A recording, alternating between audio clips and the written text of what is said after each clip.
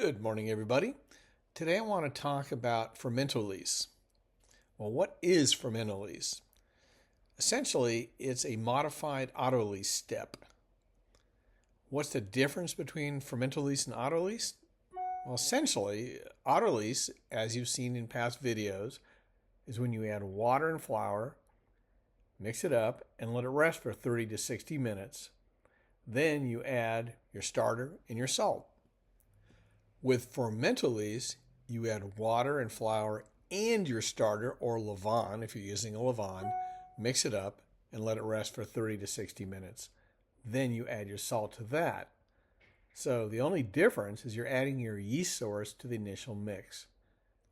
When is fermentolyse more often used? Well, when you're mixing high gluten, high protein flours that form a strong gluten bond very quickly. An example would be mixing dough with bread flour or high protein white all-purpose flour. When is autolyse a better method? Well, when using flours that produce loose doughs where it's harder to build gluten in dough structure.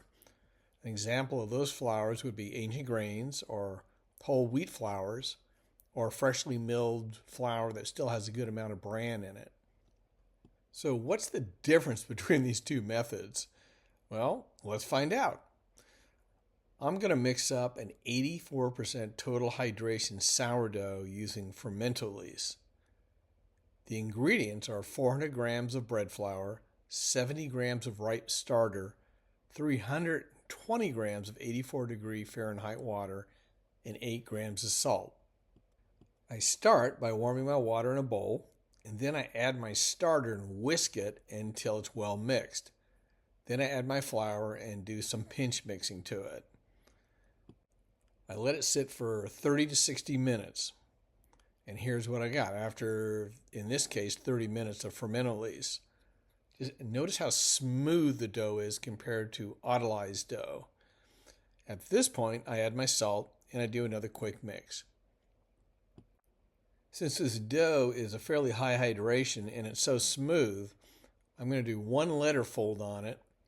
Then let it rest 30 minutes, and then I'm going to use coil folds for all the other folds. This is my second fold, which is the coil fold.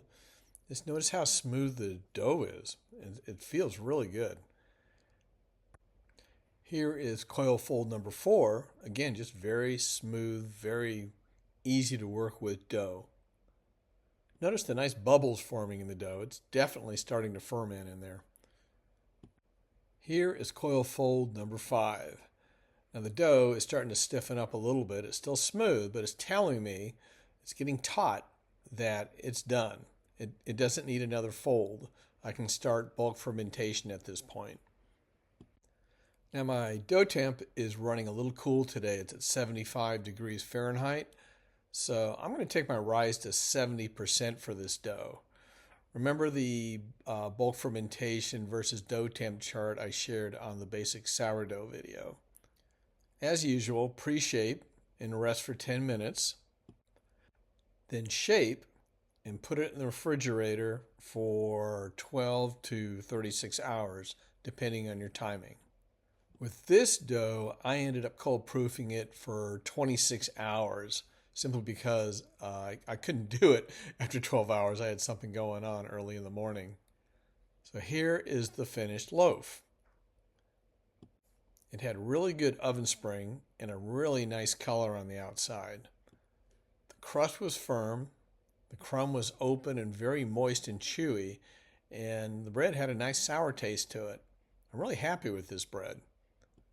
So in conclusion, the fermentolyse method created a very smooth dough that was easy to work with. The crumb on the finished product was moister and it was more open to me than the last autolyse loaf I baked. I'm just really happy with the way this turned out.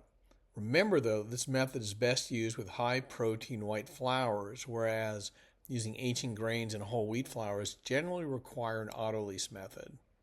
Having said that, go experiment with fermentolyse and autolyse with different flours and see what you get. And let me know. I'd love to find out what your experiments give you. That's what I got for you today.